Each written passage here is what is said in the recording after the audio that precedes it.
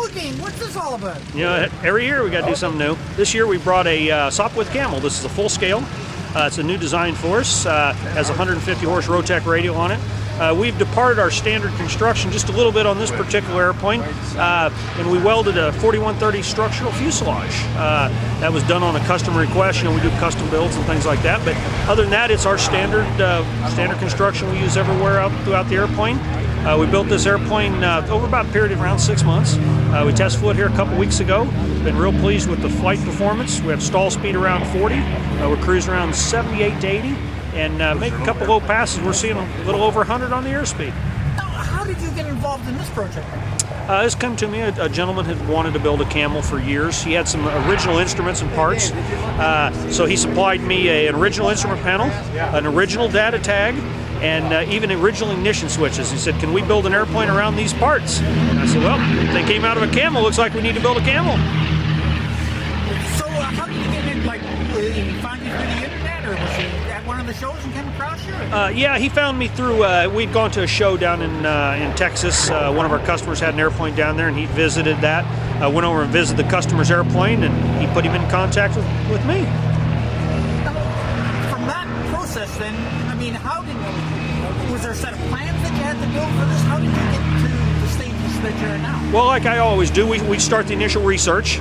We gathered up several drawings, some 3-view things, and as many photos, historical photos, and then we simply set out and drew and designed our own plans, did our structural analysis work, and then built the airplane.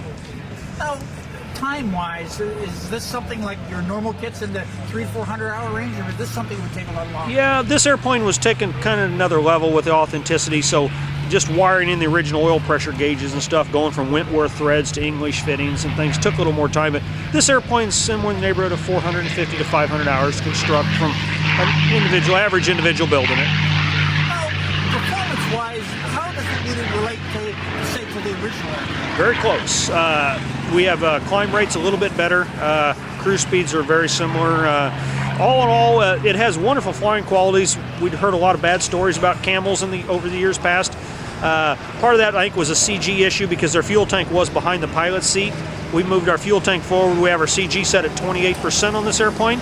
And the interesting thing at this airplane, from 40 miles an hour, you can let go of the stick. There's 0 trim.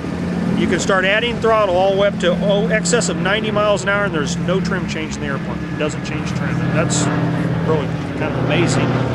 Rarely do you see that, and we hit on a pretty good combination here, apparently. Now, what is the customer intending on doing with the airplane, or is it just a show plane for himself? It's a personal airplane. He owns several warbirds and does the World War II shows all the time, and he said he's getting a little bit older and wants to have something he can enjoy, have more fun with at just a fraction of the cost. So he'll be taking it out on the airshow circuit and flying air shows. How many aircraft do you currently offer to the public? Oh, we have a lot of aircraft. We have the whole Fokker series, the Eindecker E3, the Fokker D6, Fokker D7, Fokker DR1 triplane.